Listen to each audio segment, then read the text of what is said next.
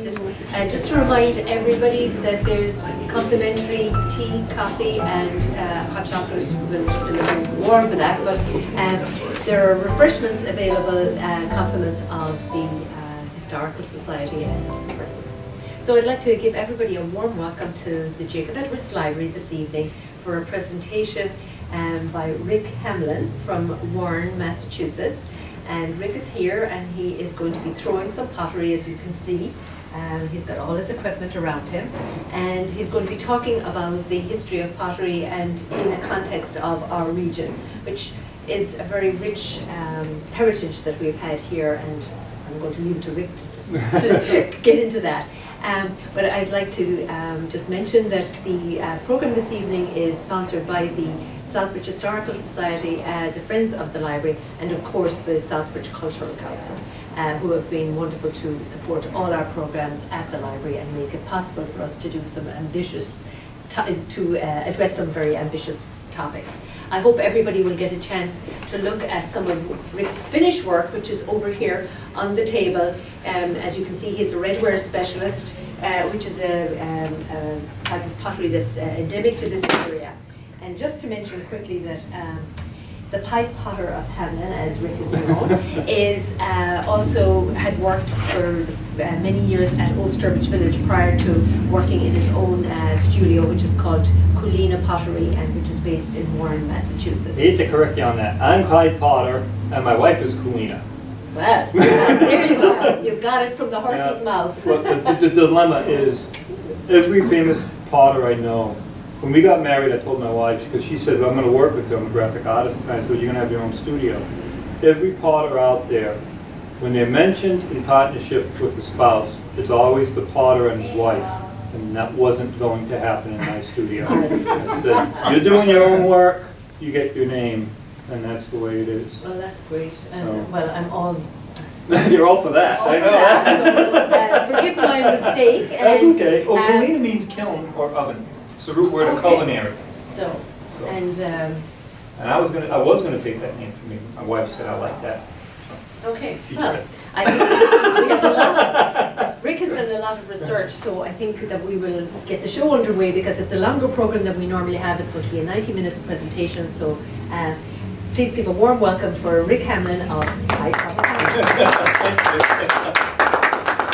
If you have any questions during the program, I'll be stopping the wheel occasionally and putting things together. I'm more than happy to answer any questions concerning whether it's the old pottery or what's happening with me nowadays or how I got into it. So, but pottery has always been part of my life since 10th grade. So I've been at this now for 43 years. It started at Tantascwa, and when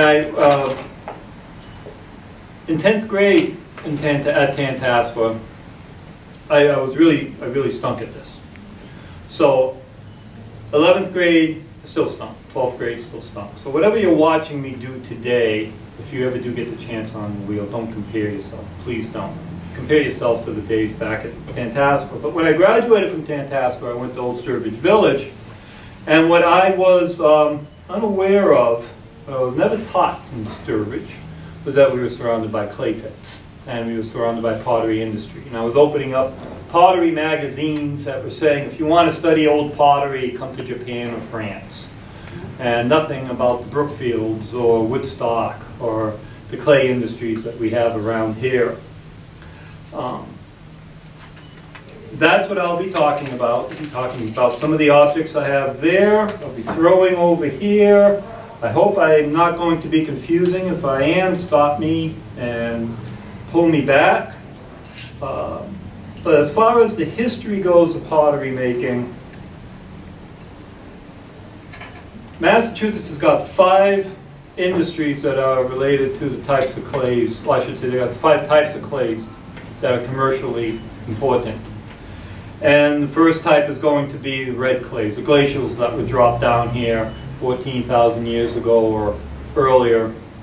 And there are big deposits all over the place. They can be in flat-lying areas along the Quinnebog, or they can be up on the side of hills like you find in the Connecticut Valley.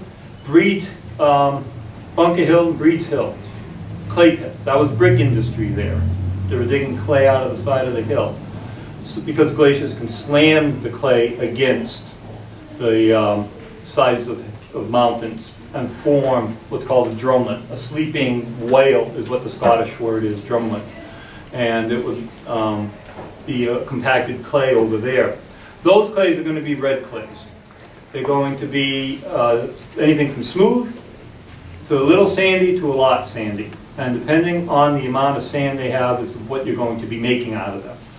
So in the case of Brookfield, for instance, East Brookfield's got smooth clay. And in the Lake Lashaway area, the industry developed very early on. I'll get a little more into that later, but North Brookfield's got sandier clay. So more, and West Brookfield's got sandy clay, Warren's got sandy clay, Sturbridge is all sand, unless you're up in the northern part by the Brookfield, it's got some clay. Smooth clay around here, Holland, Mass, out of Potter. Brimfield had pottery making, we dug that out of Lake Sherman. Where Long Pond is in Brimfield was a brickyard there. And back of the library over here was Brown's Brickyard. There was a brickyard up on Alpine Drive. There possibly was one up in Westville. I just got some reference to that last year when I was reading up in the Westville area, which wouldn't surprise me. Woodstock has smooth clay, so it would be a pottery making area down there in the 17th or 18th century. When we first, well, the American Indians were making pottery here 4,000 years ago. And the red clay that they're digging out of the ground, if they're digging out smooth clay, or even if they're digging out sandy clay, they would add some coarseness to it. I think it's for two reasons. One, the pots go over embers when they're hardened in the fire. I don't want to say turn to ceramic, something that's called sintering. They're hyper dry on the embers of the fire with fire built around it. And because of that, you want to open the body, so you add a lot of non-absorbents. That'd be gravel, crushed shell. These are all things that the American Indians were using. So the Indians were making pottery, Lake Syog, Quabog Pond, 4,000 years ago. They arrived from the Mexico area. They were making pottery there 8,000 years ago. And prior to that, the earliest pots, which I'll demonstrate in a minute, go back 20,000 years. So the red clay is going to be your most common clay. You're going to find some white clay pits that can go back millions of years. Base of Boston. It's also found out in western Massachusetts, in the Russell area. There was a town called Claytown, which they hyphenated to Clayton, which they then disappeared because nobody lives there anymore, so now it's called Mount Washington or Montgomery. Part of both towns. There's white clay in Massachusetts. This was being dug for a number of different purposes, including making crucibles for casting, melting metals for castings, non-ferrous, I should say, metals. The white clay is also found in Gayhead, Martha's Vineyard, and Truro at the clay towns. It's also going to go all the way down to Long Island because glaciers tore it out of Boston Harbor and brought it down the coastline. So, you have white clay that's being made into a variety of things. Not necessarily pots, I'll get into that a little later. There's going to be another clay that's called Fuller's Earth. Find that in Northampton, find that in Clinton. That's a very absorbent clay. It's rubbed into sheep's wool, and it's used to draw the lanolin out. It comes from fulling mill. It's one of the processes in fulling mill is applying Fuller's Earth. It's also known as kitty litter, or picking it was widely sold in the 1950s for picking up the oil drips underneath your car. So it was also used for that. And then the last paint would be ochreous earths. Charlton has it. Martha's Vineyard has ochreous earths. These are pigments that are used for paint. A lot of 18th century painting would be, paints would be made with these ochreous clays for use in the paints. So a lot of different industries, a lot of different clay uses. We come into the Massachusetts from Europe, and first thing we're going to do is start building homes. They're going to be small buildings. They're going to be one room. and they're going to have a clay floor. So everybody runs out and digs clay wherever they can. By the 17th century, you got towns declaring that there's going to be public clay lands, so people can dig clay to pave their home floors.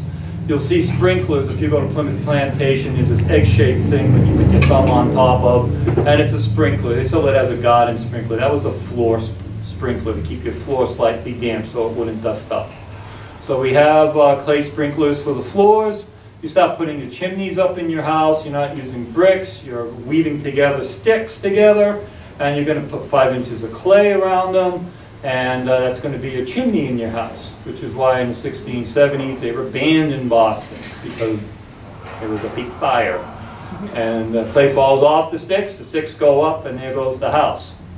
So they actually started building codes saying if you're going to build above a certain size, it's got to be a brick house, which was a big boon to some brick-making families, such as the name of Tufts, which I'm sure you've heard of, because that's how they made their money at Tufts University. They were brick makers. And they were utilizing the clays in Medford, Somerville, Charlestown. They were that is where a center of production was for a little while. But these potters who came in would not arrive until the 1630s, and that would be down into Salem area. Those would be the first potters coming in from Devon, England, for our New England story anyway. Their potters are coming in from England into Virginia in 1611, and they're not the earliest. The first potters in what is the United States and actually Mexico would be coming from Spain. And at the Marine camp on Paris Island, archaeological digs are being done there, excavating, pottery being made there from the 1670s and 80s. So the Spanish were the first potters from Europe who brought the potter's wheel over. The technique that the Indians used is down here was pinch pottery.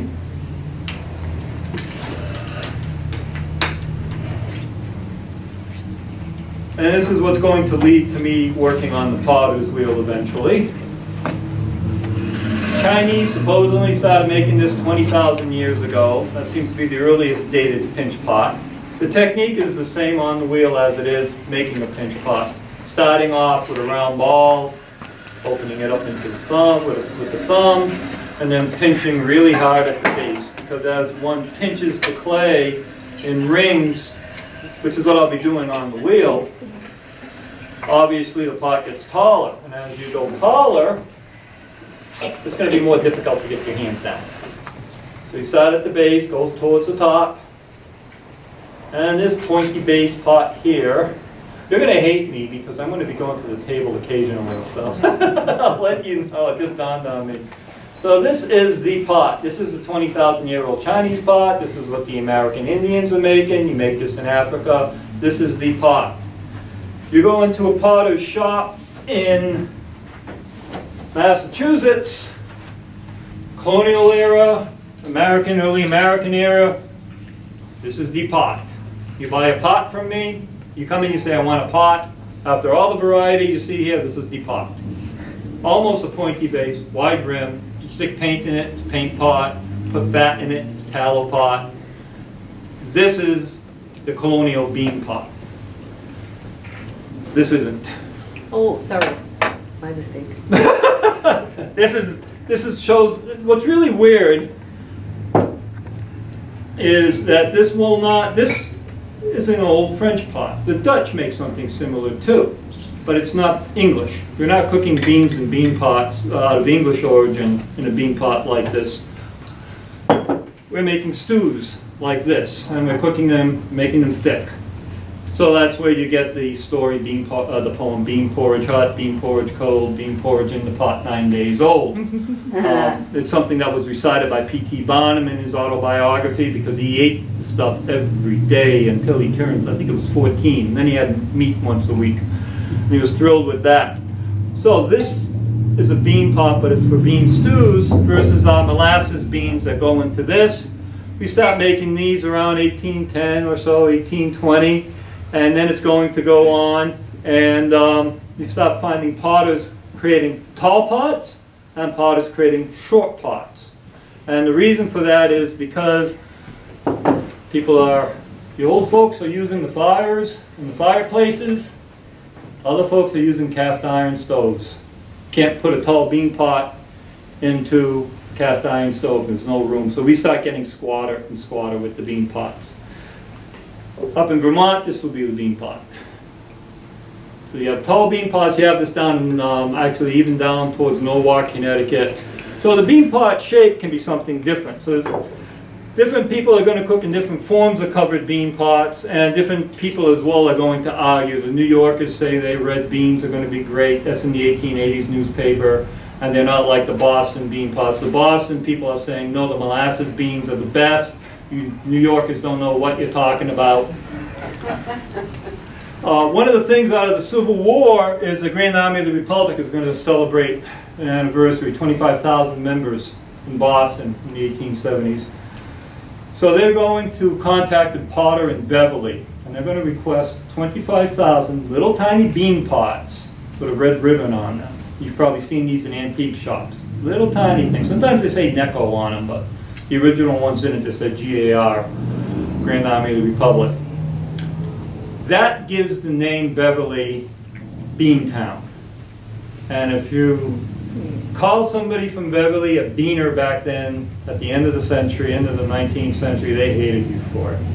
And people were mocked about the beaners walking around in the newspapers. Boston really annoyed them in the newspapers. But Beverly is the original beantown. And, oh, Boston took it.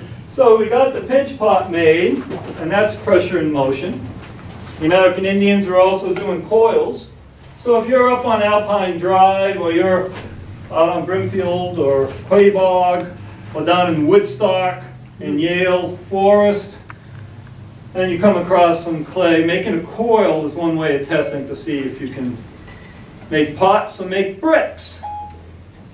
Because the brick clay and the potter's clay, you can read by making a coil. If you can roll a coil out, wonderful.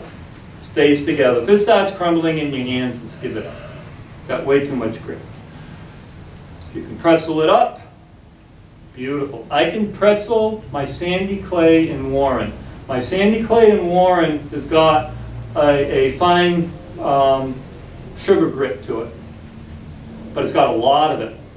I can throw the sandy Warren clay, which we may have 2 brickyards in Warren, maybe 3, on the potter's wheel. I can make a nice thin wall. But when that pot dries and I went to pick it up, it shattered in my hands. So just because you can shape the clay and it can hold the shape when it's dry, you still got to handle the thing, you still have to fire the thing. So there's other steps that you have to go with. So sandy clay, the best thing to do with sandy clay, become a brick maker like the Tufts up in Charlestown or Medford. Press the clay into a mold. Myself and you two back there, we can make 1,000 bricks a day. Pressing the clay into the mold, scraping it off the back. So brick making would be an option for sandy clay. Up in Brookfield, we got a very sandy, we got a very smooth clay area. A historian up there, Bob Wilder, brought me off years ago. Took me off into the woods. We were in a flat-lying area. He said there was a brickyard there.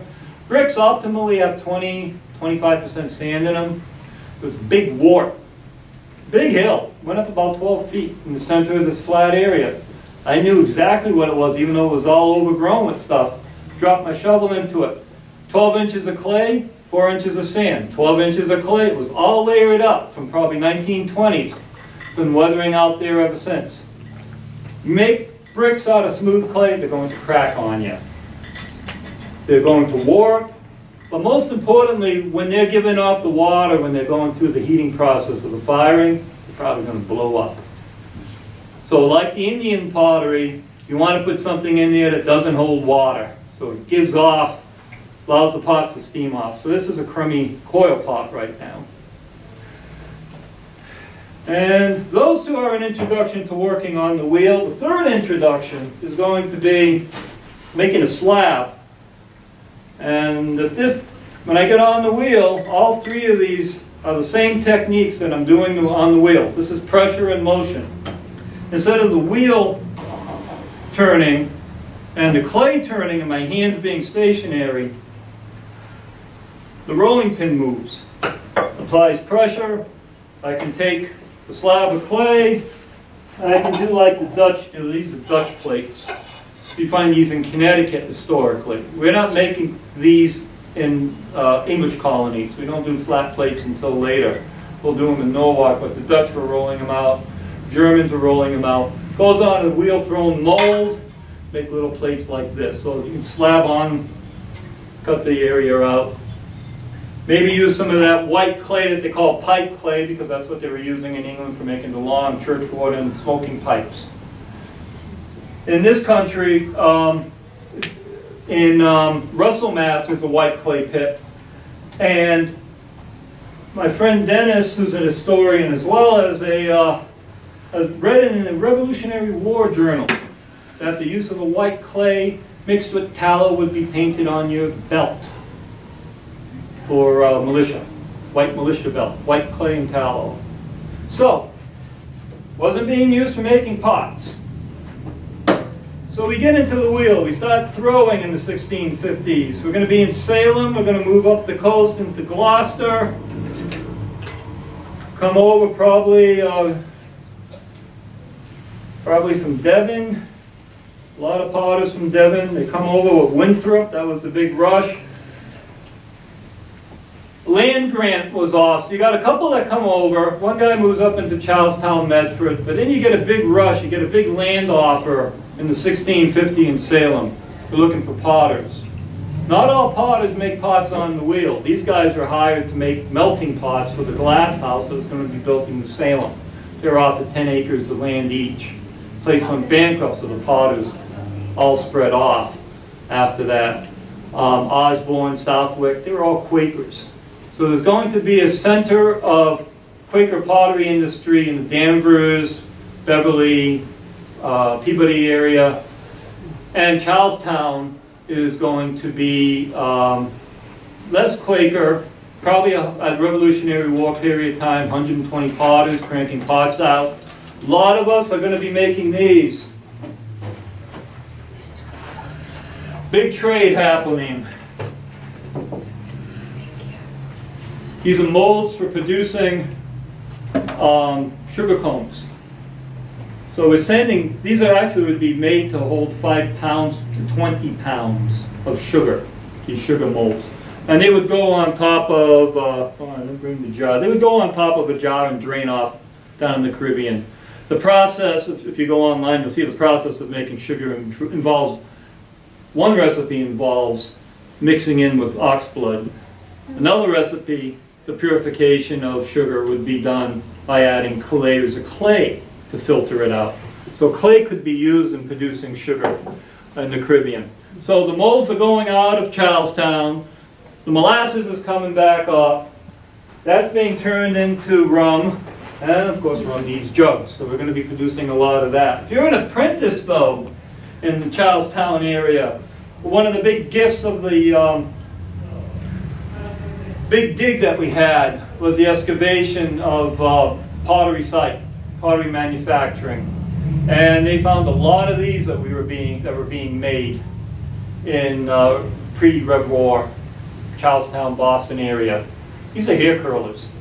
You got to curl your wig, so you soak these in water, roll it up, cover it with paper, bring it to somebody who's got a warm oven, pop it in, and it steams your wig for you.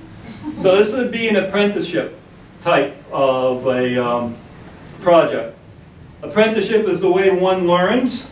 The apprenticeship would be hopefully a young teen. I say hopefully. Some kids go into it at the age of 6 or 7. Generally you look around the age of 13. Graduate at the age of 21. Pull it out. I have an apprenticeship contract here, and I'm going to edit it like I do with my school groups because it is a little more complex than what. But my promise here for the apprenticeship is And this is from the 1780s. I also do pottery programs. I'm doing ancient Greek in Rome.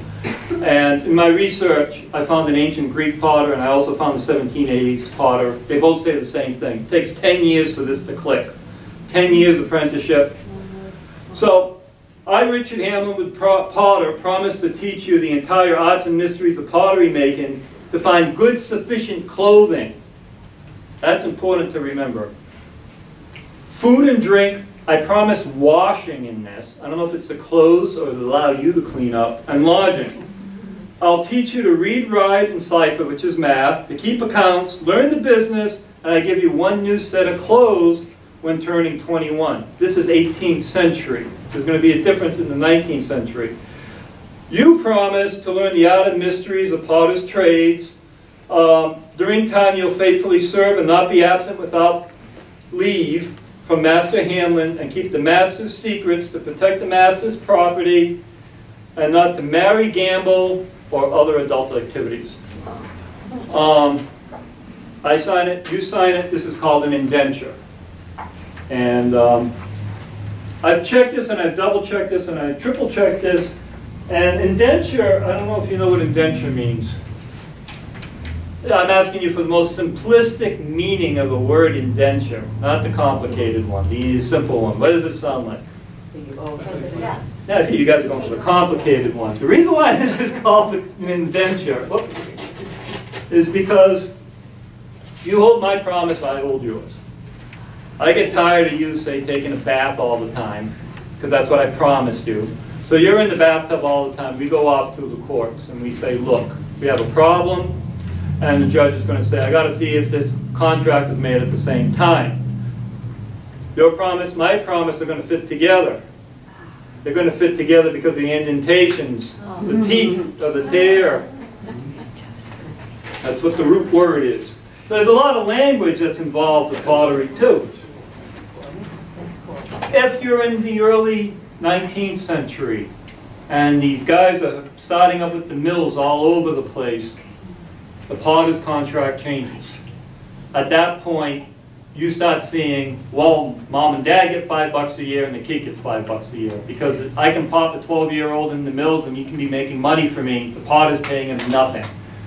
Now, why the kid will want to become a potter is a very difficult thing to ascertain. As far as I'm concerned with my research, if you do pottery your whole life, like the age of 80 or 90, you're a very unique individual.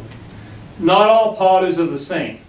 There's going to be full-time potters, there's going to be farming potters, do both trades. There was one guy up in Dorchester. He's making pottery, but he's also investing in other things. So he's going to be creating a chocolate mill. And he's going to be making redware, and the kids are coming by and they're watching him all the time, so he's annoyed, so he tells them the place is haunted to keep them away. So the story goes, but he's also running a chocolate mill, which doesn't help you either. I mean, I got to get on the wheel, but anyway, so his generations decide that they don't want to be potters, but they stay with the chocolate in Dorchester. His name was Baker. Okay, so Baker's Chocolate started off as a pottery shop. And Herbie Brooks at Old Sturbridge Village, who was from Goshen, Connecticut, in the course of his lifetime was a farmer, potter, church deacon, choir leader, singing instructor, teamster, drover, carpenter, sawyer, blacksmith. You know, there's a lot to be said. By the way, his son didn't want to be a potter either, and he ran away to Georgia. So the best thing that Herbie did was he went down, I can't remember if it was Whitney, he took a load of clocks from Connecticut and a bunch of pots, went down to Georgia and took a load back. And he did that for a few years. He stopped making pottery. He made pottery to the age of 87. Made 120 pots in one day, 10-pound pots.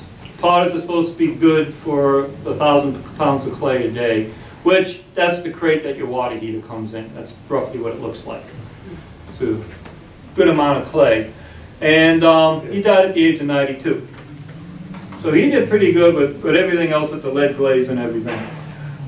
He didn't seem like he got sick from it too badly. Other potters go 2 generations. The Tufts family, they stayed brick making. Well, till about the 1920s, so they were multi-generational as well. Norton Company in Worcester. Besides being full-time potters, part-time potters with other trades, and by the way, what I'm doing is called throwing. The word clay means sticky. Root word is the same, C-L-A-E-G, means clot, means sticky. Same thing, derived from the same word. So, for me to throw it on the wheel to get it to stick isn't necessary. That's not where the word comes from. Oh, please come forward. I don't mind if you sit all the way up here. You can sit on the back of the nice chair if you want. I just want to make sure everybody can see. Thank you. The word throwing comes from Shakespeare's days. It was spelled T-H-R-A-W-A-N. It means to rotate. You rotate your shoulder when you throw a ball. You rotate the clay. That's what it is. As simple as that. So anyway, Hervey Brooks, he's down in Connecticut, in Goshen. His cousin, John Norton, and he learned from the same guy how to make pottery. And Norton decides to move up to Williamsburg. This is going to be in the 1780s, 1790s, 1810, 1820. And Norton digs some red clay up there in Williamsburg, but it's not going to, Williamstown. But he doesn't stay too long for some reason. Then he moves up to Bennington, Vermont, because he's got this white clay pit up there he knows about.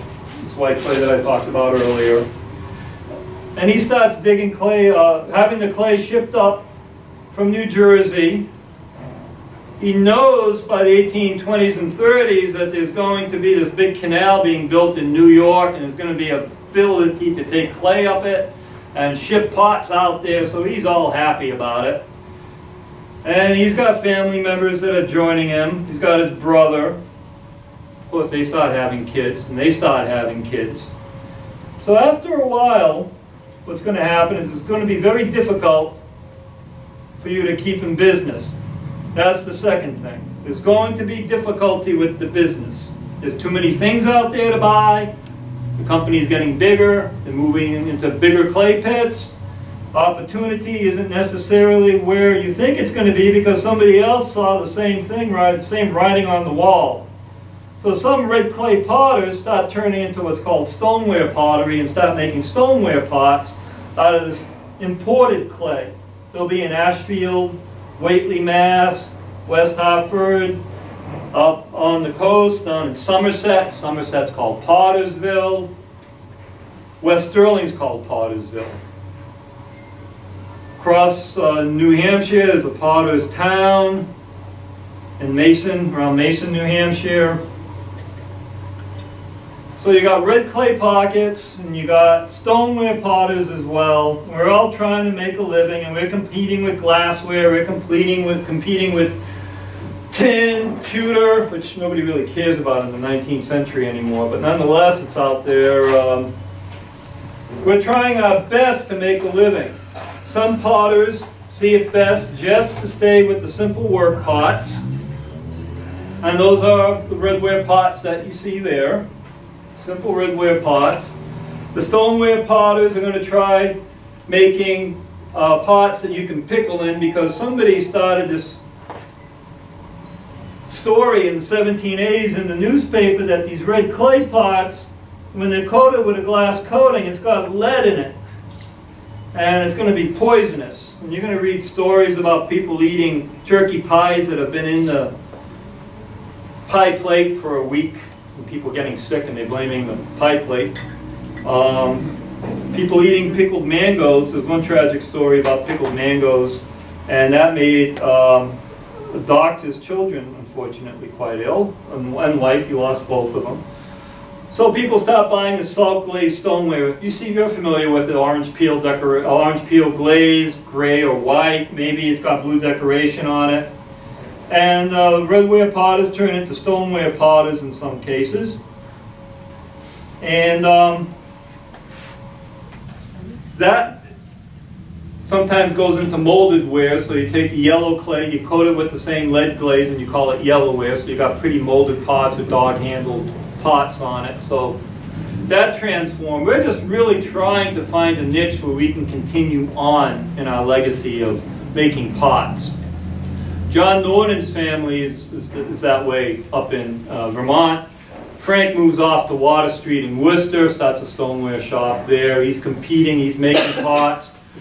Swede comes over. They're frustrated because up in West Sterling they're making grinding wheels. They're coating emery sand on leather flaps. They're making leather flap grinding wheels for the steel industry for Washburn in Worcester. And the Swede says, well, what you got to do is you just have to take sand and clay and powdered glass and walnut shells and make a cake with it. Make a round cake. When you fire it, the walnut shells burn out and you get a grindstone. So Frank says, my kiln is just filled with these wheels. I'm fed up with it. So he sells it off to a bunch of guys in Worcester, Washburn and Higgins, all the big names that you're familiar with. They started Norton Company up on the other side of Worcester. And Frank in a few years is out of business because nobody cares about stoneware beer bottles and jugs anymore because there's glass that's all over the market. So he lost out on the big change. But nonetheless, like his cousins who moved up into Maine, moved up into Vermont, moved up into New Hampshire, tried making pottery through the early second quarter of the 19th century and make a living of it, is going to come up at some point where it's just going to be a dead end. I have a black teapot on the table over there. That's a Whately teapot. That teapot was made, it's a copy of one made in Whately, Mass. Those Whately boys, and they were the Kraft family, the Orcutts, they were going up into, they were in Bennington, at Norton's shop, and Norton guys are coming down, and then they're running up into Maine. They were all sharing the same thing. We went to war, War of 1812, and people had this fever, don't buy imported English pottery. So we set up an embargo, and all the white pottery that was being produced out in England was warehoused. They didn't stop production, they just warehoused it. And then when it was after the war, we made peace, they dumped it on the market. So dinner sets that were going for $1.50 suddenly were 50 cents. But in that time, we were cranking out black glazed teapots from Baltimore all the way up into Maine. We weren't too good at making white clay pots yet. There were a few attempts. Boston had them, Philadelphia had them. But it was very difficult to produce at that time. So the black teapots were a charm for a while. There were a lot of investors and bankers that came in. There's one historian who came out and said, in one book I read, that said that a lot of investors came out. There was a big burgeoning of the glass industry, the tin industry and such. And then we got dumped on the market, and all the investors lost their money. And all these shops closed up and took off. A lot of potters collapsed. We saw the potteries collapse in Charlestown in the Revolutionary War, 120 potters. The embargo, the blockade of Boston Harbor, the burning of Charlestown, 120 potters, several hundred brickmakers, all disappear. We returned down to about 2 potters after the Revolutionary War in the Charlestown area. Lost our shirts out there, and that's when the industry relocates to the Quakers down in the Danvers area. In the early years of the 18th century, there was one attempt to produce stoneware in Charlestown. There was the attempt of trying to make stoneware by a family by the name of Parker. And she was a Hall. Her sister married a Boylston. And their personal story was just remarkable. Boylston, who the town is named after, was actually the person to inoculate against smallpox. So Grace lost children because she didn't have her kids inoculated. Her sister didn't lose any because, like I said, she married a Boylston, and he was inoculating the children. So they were, reading their family history was quite revealing to see that there was a difference in it. But Grace's husband and she were red clay potters in the early 18th century in Charlestown. They tried their hardest to make a living out of making pottery, but they realized that this Philadelphia stoneware was coming up, And they had the idea that if they could make it themselves, then they wouldn't have to compete against it. So they went to the Massachusetts courts and they said, hey, we want a few simple things. We want a no-interest loan, 30 years to pay it off, we want to be funded through lottery, and we want a monopoly. Will you give it to us? And they said, sure. Husband was dead in 5 weeks, supposedly from the stress, but I can't tell. I did an analysis of illnesses at the time. There's smallpox, there's so many different illnesses. You could have died from anything. Chances are he could have possibly even died from alcoholism. I really don't know. But he died, and Grace Parker continued on the trade with her son John in making redware pottery and stoneware to some extent. The problem was they hired a guy named Duché out of Philadelphia to come up and make pottery, stoneware pottery. And he brought up Philadelphia stoneware clay, and then he went over and he bought clay from Martha's Vineyard, the same white clay I got over here, or similar to this white clay. He brought it over from Martha's Vineyard and he mixed the two together. And the first 4 kiln loads were just totally ruined. And it ruined them too, which is probably why Isaac died. As a side note, the white clay that you dig on Martha's Vineyard, the Chinese name for this is Kiln. And there was a family on Martha's Vineyard that had the great idea of, instead of making pots, the Indians were also shipping it over to summer to Taunton and to the southeast of Massachusetts for making pottery and stoneware pottery. But the people on Martha's Vineyard decided that if you take the white clay and you mix it with pectin, like for apples and grapes, you can call it kaopectate and you can make a lot more money. There's another white clay pit outside of Hartford, Canaan, Connecticut. Not a stitch of this white clay goes to us potters. Paper industry, makeup, pharmaceuticals, a lot of it's pharmaceutical grade. So that is another use for the clay. This goes back to the 1780s. It's found in an English museum. It would be a coin bank, such as you see here. But the neat thing about it is, I take the handle off, this goes back 3,500 years in England. So making chickens is something that is something quite old for potters to be making as well. Just toss that down there. Now when you get on the wheel, when I get on the wheel and I'm my apprentices, this is when I like talking to people my age. This is called a chum. Kids nowadays don't know that chum used to mean friend. One kid said it was fish bait. But I just get this blank look. This is a chum. My apprentice in Australia, in England, and probably in America too, apprentice would be called a chum. So the chum would be bringing my chum of clay. It would all be wedged up. The law states you can't dig, in 1680s, you can't dig clay out of the road. So no potholes. You're not to dig clay any other time but November, which I think is completely ridiculous, because if you go to dig clay when you have the muck outside after a winter thaw, you're really foolish.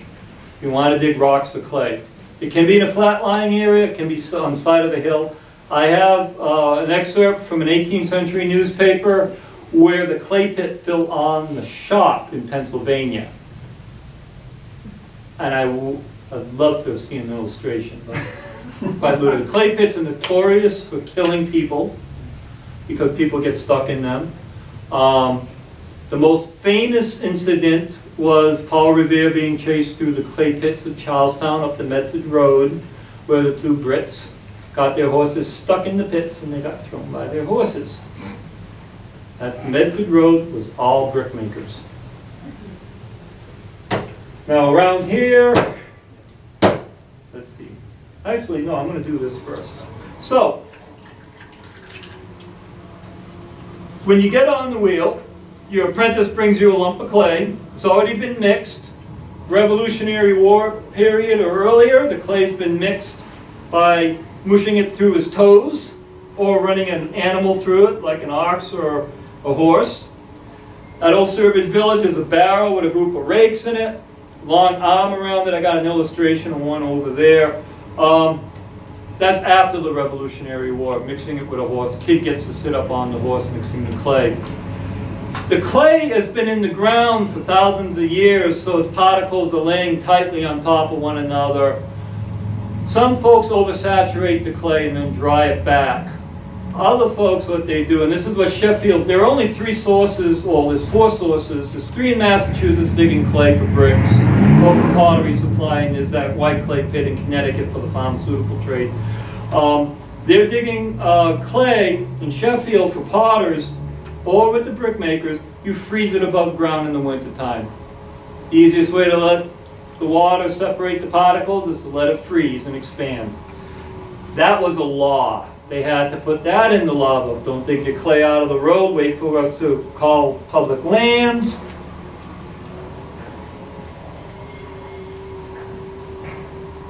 Mix it well. Kid takes the rocks out or anything else that's in there. Make sure it's fairly well blended.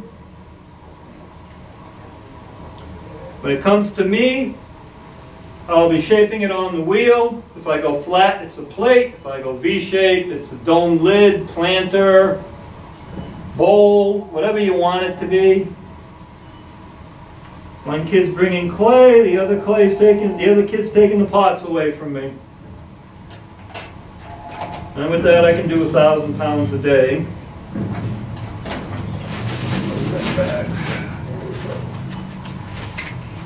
When you're doing production throwing, when you're, in other words, shaping the same thing all the time, you generally have a post.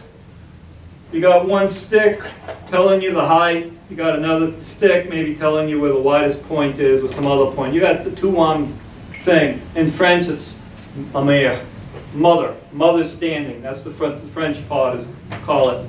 Mom's standing on the side telling you how far you can go.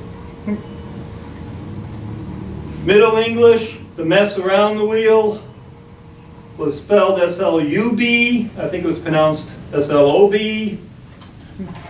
Let me get that knife. There's a grapefruit knife I got here.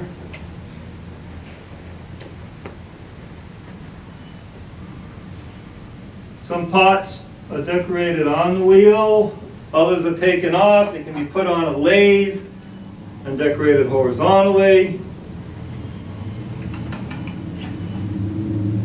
I had decorated this pot over here with white clay.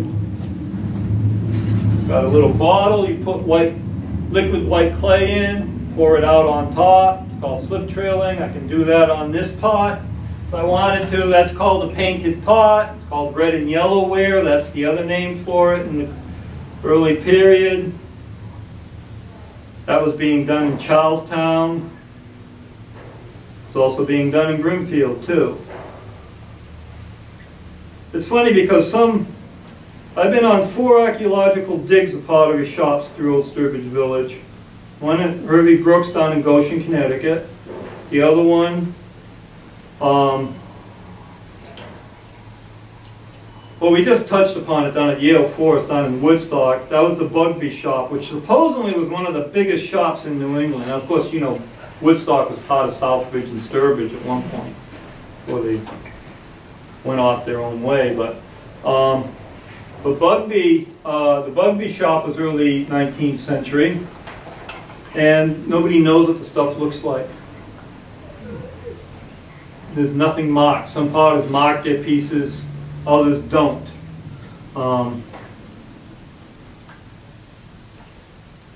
Going to Brimfield on Route 20, crossing the Congregational Church up on the hill, you see a ranch house. Front yard, there was a pottery shop there. There he was digging his clay out of, in the late 18th century, he was digging his clay out of Lake Sherman. And way off in the woods between Holland and Wales on Marcy Street was another pottery shop from the early 18th century. And the stuff is white clay on red clay too. It's decorated like that. So it's called painted pots. There. Now when you hold this, you can give it a good wiggle. Then you can pass it around. Since you're volunteering. So everything that's made in a shop, done in stages, that's called greenware. That's not pottery. I've never in my life made pottery on the wheel, and I never will. Never will. Nobody ever makes pottery with their hands. They shape mud, they shape greenware.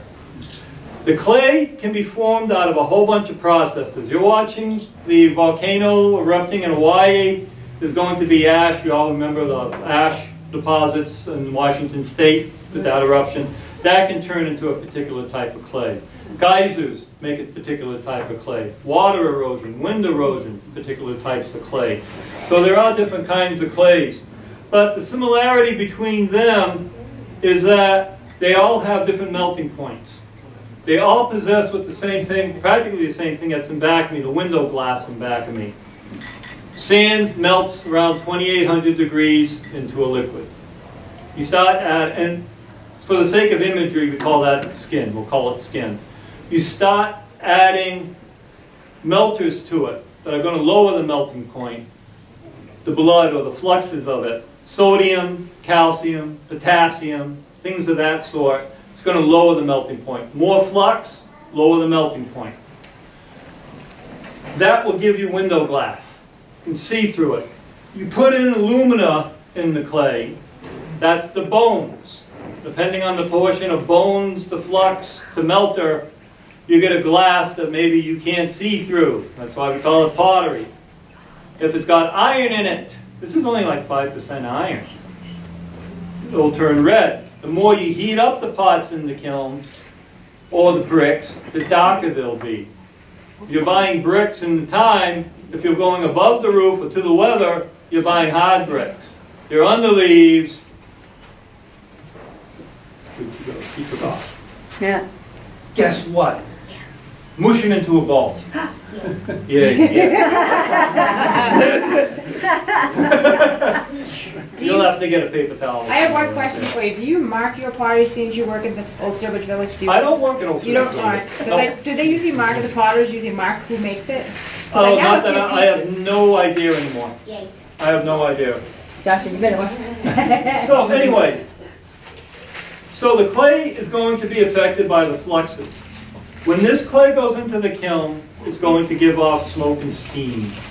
And in 1680 and 1711, we got zoned out of particular areas of Charlestown. Potters were called noxious and obnoxious. We were a fire risk, so we were moved to Long Wharf, which you're now driving over if you're on the, driving into Boston through the Big Dig territory. When the pots proceed, so this is the same for having it on embers that the American Indians were firing with. The pots potentially with a bonfire can start glowing red. But when you put them in a kiln, they certainly will glow red. So this is a Greek kiln, and the only difference between an ancient Greek kiln and the Old Sturbridge Village kiln is that there's chimney on the Old Sturbridge Village kiln. That one's 21 feet tall, this is smaller. But a kiln is the root word for kiln is kulina, culinary, oven, all the same. So pots are in there, they're heating up, they're going to glow red. His shirt is around 900 with the red. He's not quite, yeah, your Homeland Security, 900 degrees. When we start going, yeah, this is around 900, 950, the red there. We start cooking up, and we start turning orange like Revisited over here. That orange color. He's cooking at around 16, 1700. The pots can go up 18, 1900, bright orange. Start turning yellow, we got a problem. My clay is going to start to melt. This is a chamber pot from an early 18th century kiln in Boston. This was fortunately a friend gave this to me. This is from that Parker site that I had talked to you about. They had a whole load of pots. You can see this is a red brick. The irons will turn into black iron as temperature goes up. And this is turning into lava. The brick is even shiny, but the chamber pot ain't going to work for you. They made a lot of chamber pots at that pottery too. Hair curlers and chamber pots. when I started making pottery, I bought a kiln, and I trusted the kiln. But because I was already familiar with working 5 years at Old Sturbridge Village, I looked in the kiln and I said, that's orange, it should be shutting off. And then I went back down, it was yellow, and I said, no, something's screwing up. So I turned the kiln off. This is a 9-inch bowl. Red clays will continue melting and they can potentially become lava. So you're stuck making the pottery, so it's going to be prone to chipping. This is what you're going to end up with. We call it an earthenware. Less flux, more bones, more alumina. Some iron, you can have a yellow clay or maybe a gray or a white clay. That's stoneware. Really hard stuff. Not good for cooking in until you can adjust the body because it's so dense, doesn't like the heat. Crocks, jugs, butter pots. That's what we're making if you're a stoneware potter. And that will be yellow heat, that'll be into white heat. That's even more detrimental. That's what Norton's doing on Water Street in Worcester. I make my pots shiny so you can wash them. Work pots are always going to be glazed on the inside but not on the outside. Other pots like this drinking jug here from the 18th century. This is a repro of one of mine. Nice jug. Everybody shares a drinking container. That's a lead coating on the surface originally. I don't use lead. In the colonial era, I would dust it with lead. The lead melts the sand in the clay, makes a glass coating. Salt glazing. Throw salt in the kiln when it's hot.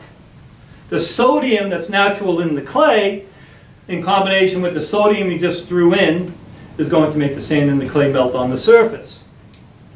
If it doesn't reach the inside of the pot, it's not going to be glazed.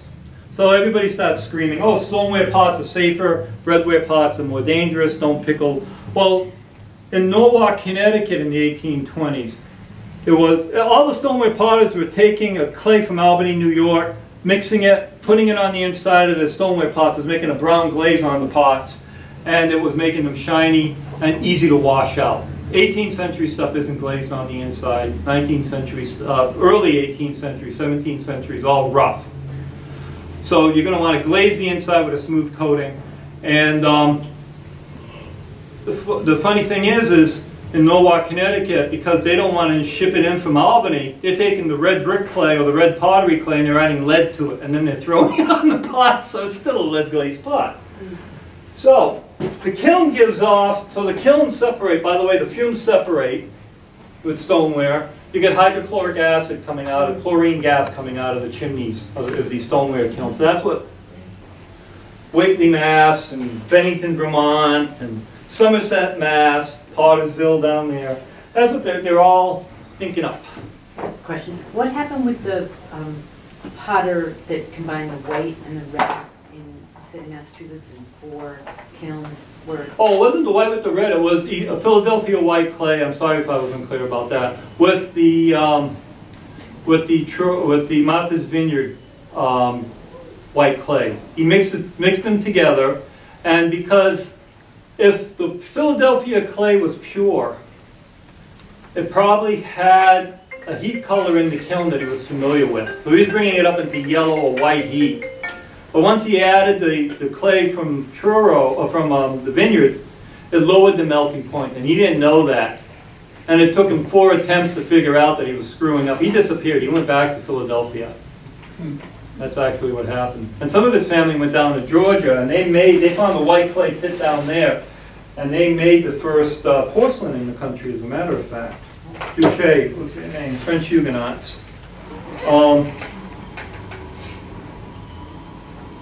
So firing is something. Hervey Brooks, there was one year he did 10 firings a year. Some potters could be firing all the time. I mean, if you were in Danvers, Mass, we had so many potters running out there. When the industry died, when 100 potters moved out of Charlestown, some of them moved out here into the area. That's what I should have explained earlier. Or they moved up into Maine. They moved into Vermont. The first potter in Vermont was originally from Amesbury, and then Haverhill, and then Brookfield, Mass, and then moved up into Vermont. And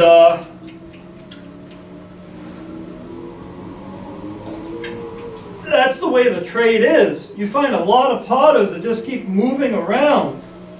There's one particular pot. Actually, I'll show you this pot right now.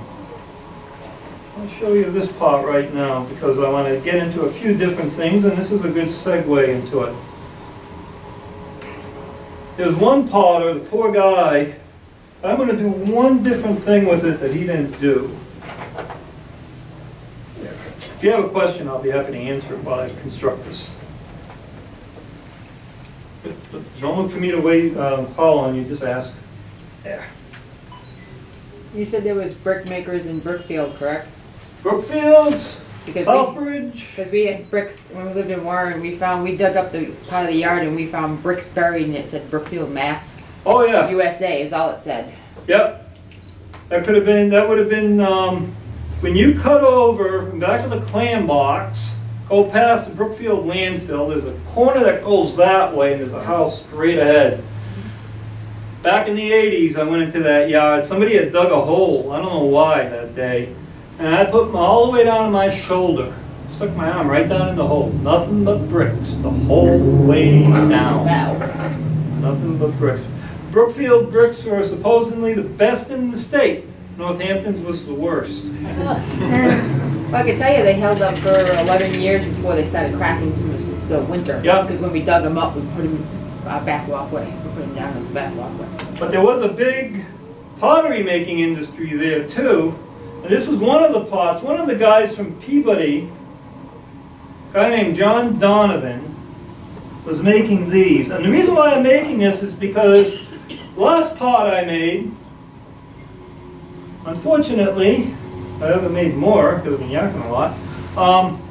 The last pot I made was a one wall with a bottom in the center. And I just want to show you there's a few different things you can do as potters. You can make two walled pots this way.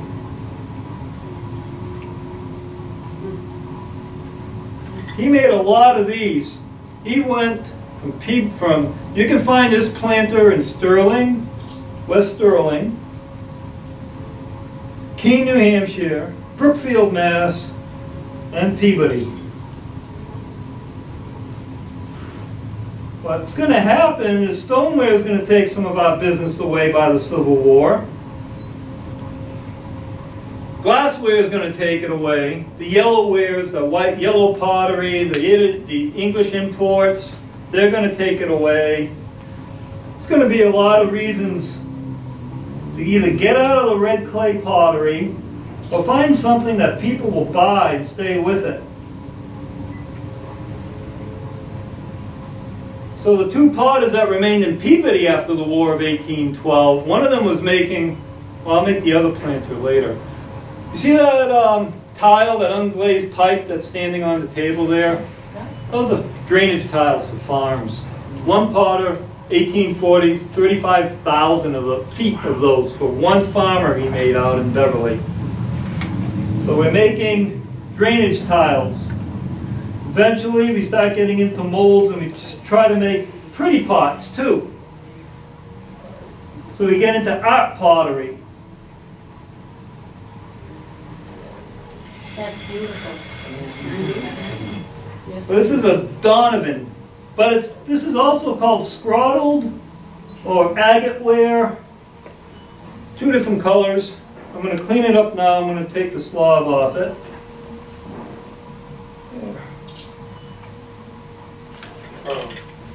You can see it a little better now. So if I were to put my glaze on it, because my glaze is an amber color, it'd be golden red. It's also called twisted ware. That's close. He had the heavy rim. He had that dish shape to it. But in Peabody, I'm going to do a Osborne planter next. We're doing good time. Good. Clay, when you ever want to learn with clay, you got to remember that it's a practical joker. It wants to make you look like a fool. You just pulled it off the bottom, didn't you? I picked it up a little bit. I went to reposition my hands, and it stuck itself back down. If you don't do this when you're learning, you haven't made enough pots. Just remember that. Don't get upset. It's just the way it is. There we go. So that could be done that way.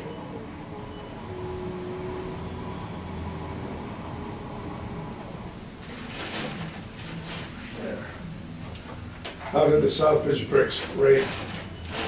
Wasn't it Dresser was one of the brick makers up there?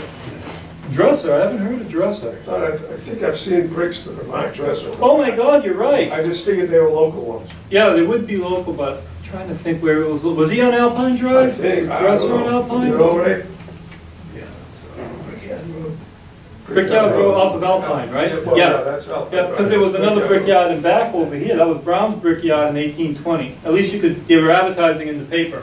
You could come and buy bricks right in back. I don't know if it's where the oil tanks, I don't know if it's still back there. But. And then Westville was another location I found. Where was Brown's? That's what. Right in back over here where I think McKinstry's used to have their oil tanks. You mean down here? Down and back, right over here. 1820s though. That's before the Grand Trunk was developed. Yeah, it must have been before the Grand Trunk. Huh. Brown's Brickyard.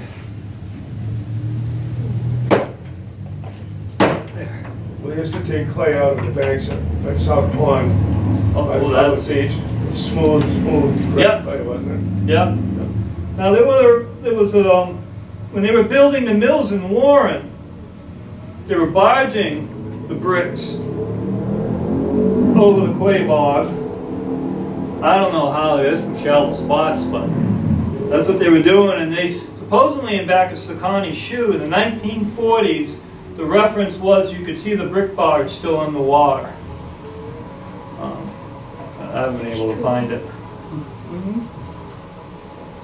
And bricks are a whole different story because unlike pots, when you're firing pots, they go into a structure. And that structure is a kiln. But with bricks, you build the structure out of the unfired bricks, and then you smear it with clay, and then you fire it up. So there are stories about, that's the problem. The stories of the Medford and Charlestown brick makers is completely different because Medford's a rum making town. So they had a notorious problem with what they called kiln witches. There's a certain temperature between 1100 and 1400 where the clay's turning to ceramic or from ceramic to clay. You rush that, you screw it up, the stress is phenomenal and the pots will all crack or your bricks will all crack. But they blamed it on the kiln witches. That's what it was up there. And there are stories about the kiln witches up there. In Warren, Mass, we had the Knowles Pump Company. We made steam pumps. And there was an investor, George, I can't think of his last name. He bought Knowles Pump and he moved it to East Cambridge. East Cambridge was a brick making area. He also had brickyards in Medford too. At that point, instead of hand making bricks, about 250 largely Irishmen making bricks. Machines cranking out 25,000 bricks a day, because I have a photograph of it, well, an illustration of it there. 25,000 10-pound bricks a day. Think of the dent you are making in the landscape. That is a huge amount of clay coming out. But if we're talking Medford, we're talking 1870s. Why does he come down and buy the pumps? Why does he need the pumps in East Cambridge so badly? Because some guy in Medford decided he wanted to improve the silkworm in the 1870s. And he put a couple mason jars out on his shelf, on his windowsill, and one of them rolled off. That caused a population of gypsy moths to be created in Massachusetts. And the problem with a clay pit is once you hit water level, it turns into a pond. So they had to suck the water out of them using Warren pumps in order to make the bricks, in order to get the clay. From Boston to Providence, executive order out of the state, out of the governor, out of the Senate, Shut down any open clay pit you have. Fill it up. Malaria was rampant in the 1870s. That moves the industry to the Brookfields and to Warren. That's why when you go to Medford and Somerville, you got the Tufts Park, and the Tufts this, and the Tufts that. Those are the 250-acre clay pits that were festering with malaria-borne mosquitoes. We had a big problem in eastern Massachusetts. I mean, they were talking about the brickyards, 250 men succumbing to malaria. It was an epidemic.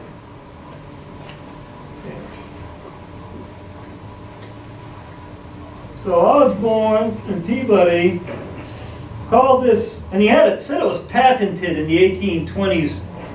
In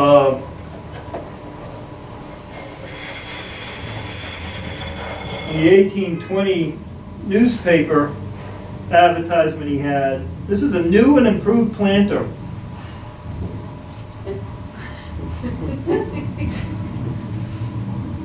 Poor guy, that's what he's making. New and improved. One of the oddest stories I've come across was a potter by the name of Abraham Hughes making pottery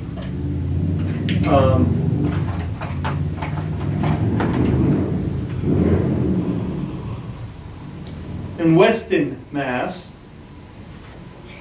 His grandson moved the pottery shop to Cambridge, started making fancy molded wares, but they also made planters.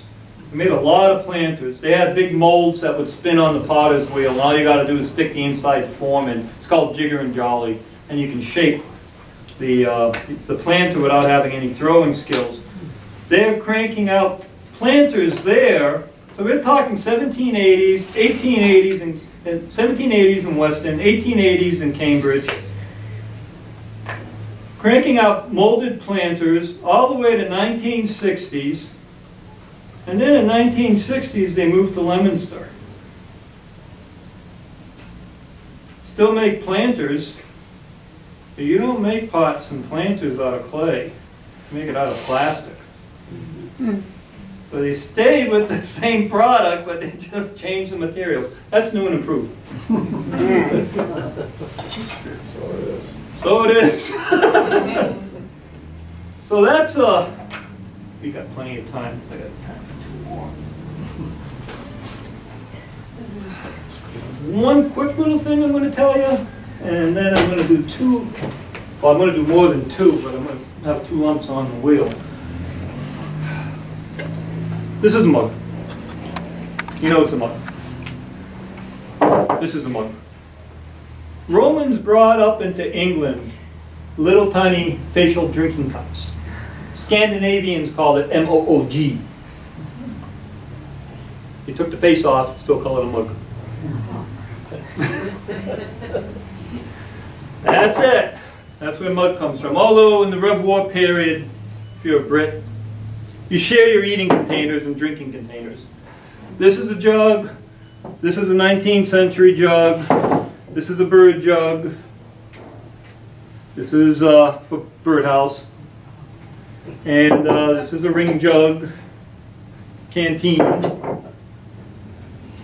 So we got, jug is just a holding container. Even that's a Scandinavian word. There. All right. Now,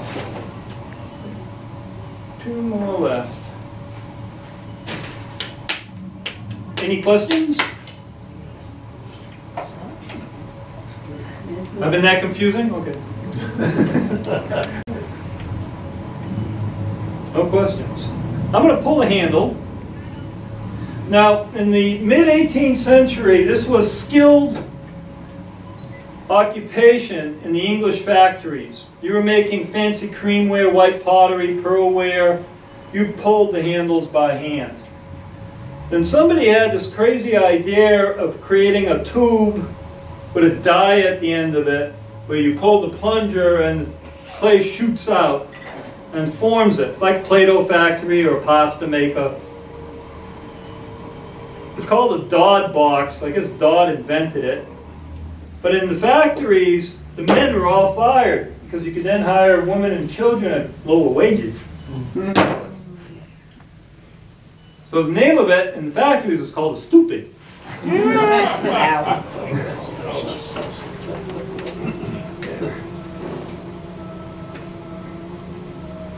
So we do find a few extruded handles, but we're still pulling them.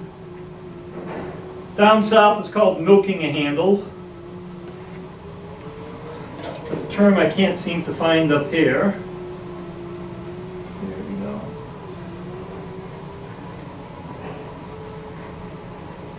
Now once this is centered, do that, do that.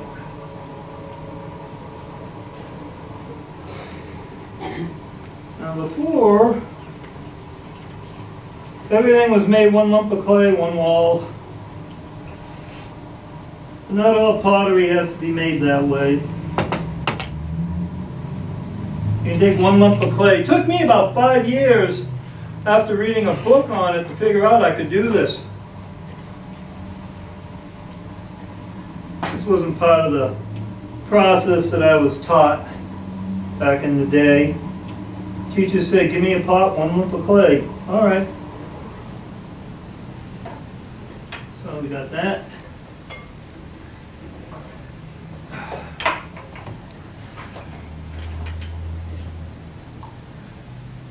Petruzzi's farm area on Route 9 was a pottery shop. We call it the flat When the man. kiln, back in the early after Civil War, 1860s, there was a pottery shop there. So actually there were two. Drake's owned one of them. If you take the turn to go up to Brookfield and you see what's called the old clock shop next to the golf course, that's the second story of the pottery shop. They dropped the first story, lowered it down. So that was a pottery shop there. That was Drake's. But Drake's wanted to learn from a couple guys that were running a shop over there as well.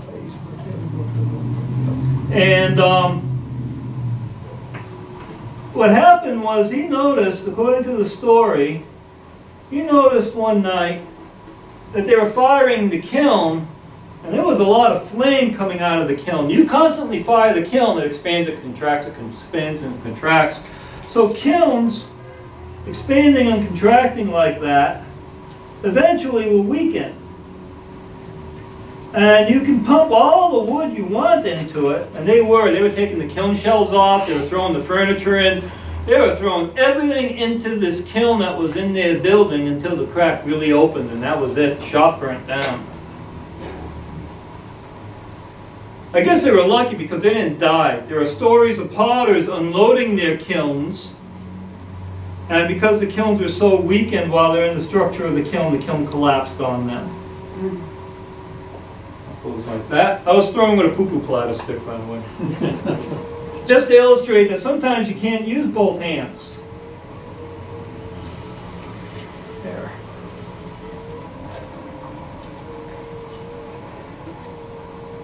It's a dangerous trade, there's no doubt about that. Some men, some potters, like Daniel Clark up in Concord, he died in his 40s. Others do it their whole life. Down in Somerset was the Sinan brothers. They finished in the 1940s. They made big pots for the Providence jewelry industry. I talked to the granddaughter. She was in her 80s. I asked her about a story I heard, and she confirmed it. When her grandfather finished making pots on his last day of throwing, he took the wheel outside and put an axe to it. Didn't like being a potter. He did it his whole life.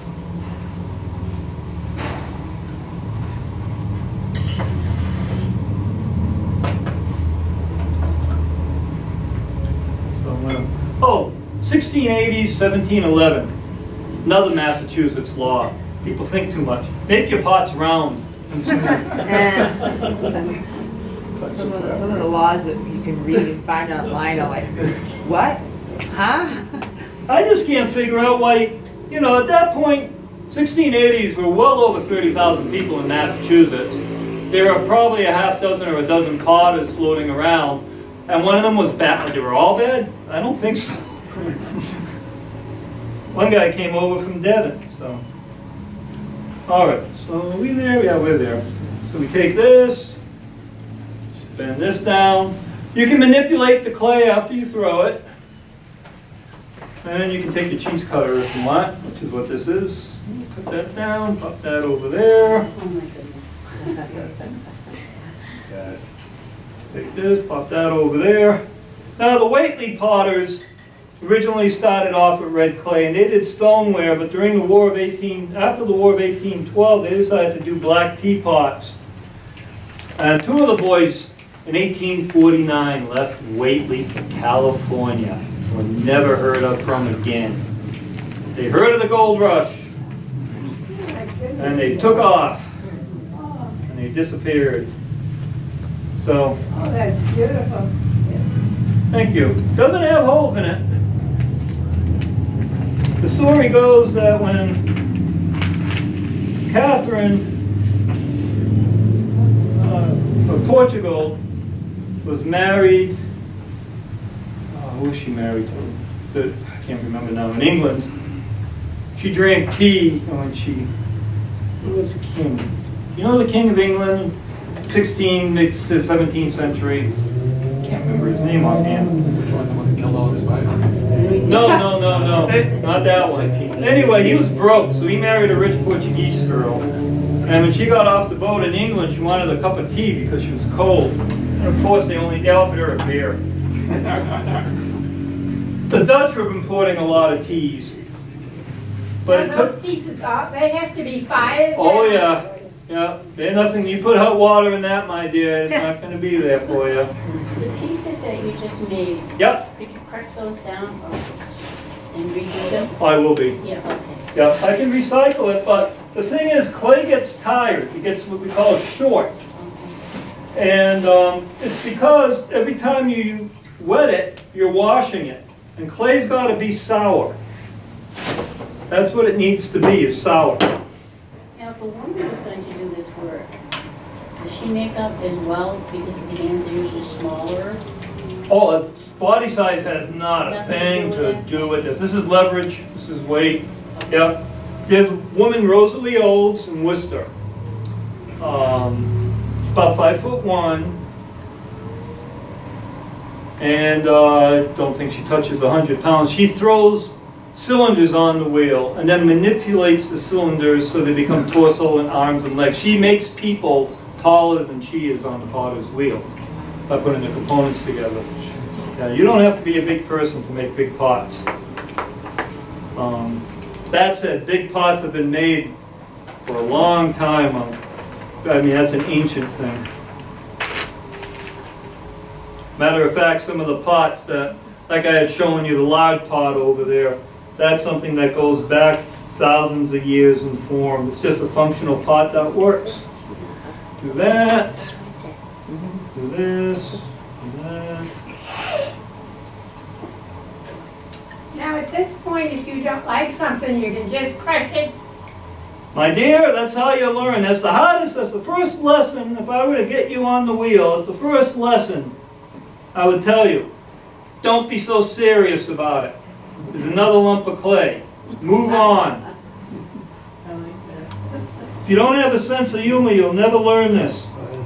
Because the clay wants to make you look like you don't have a clue as to what you're doing. It's a compromise. There are clays that feel like sour cream on your hands. There are clays that feel like you're holding a grindstone. There are clays that are smooth. And different people like different textures. So when I taught in Worcester, I had 5 different clays that I was teaching with.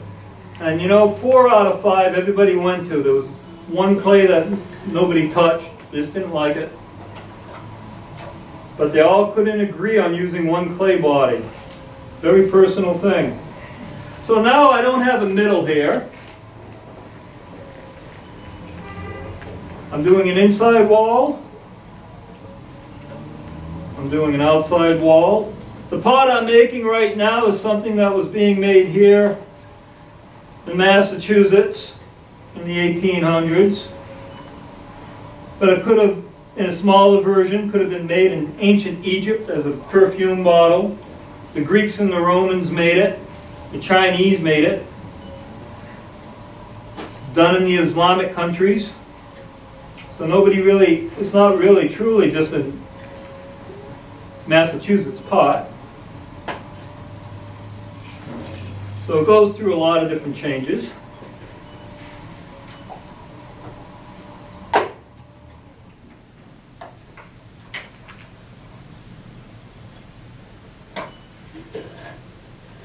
Is that a nylon thread? A fishing line. That's what works good for me. So I can take this, put this down like this, put this like this, poke a hole over here. I could make this into a flask like this. In Europe it's called a pilgrim bottle. If I do it in England, not in England, China, or in the Middle East, 1100 AD turns into a teapot like this. They'll come over here into New England in about the 1780s. I don't know if any earlier than 1790. It's going to be carried like this. Every historian out there calls them a shoulder canteen, but they don't stay up on your shoulder, they flop over. They make smaller ones and they say if you put them on the horn of a saddle. Well, I've seen the donuts so small that there isn't a horn out there, so I think you just tie a couple straps to them. So this is called a ring flask or switchel ring or shoulder canteen. Switchel is the precursor to moxie and soda. You got your acid, which is going to be cider vinegar. You got your sweetener. You can use maple syrup. Down in Pennsylvania it's honey, so they call it honegar. We call it switchel around here because the sweetener is going to be molasses. The guy I know that grew up in Vermont, they would mix ginger with it. They call it ginger water. And you can put herbs in it too. And you know some of the herbs don't work. If you like moxie, then it's your opinion. In the 1840s, there's a whole community of people that move out to Ohio. The potter makes this shape, makes the same three pieces.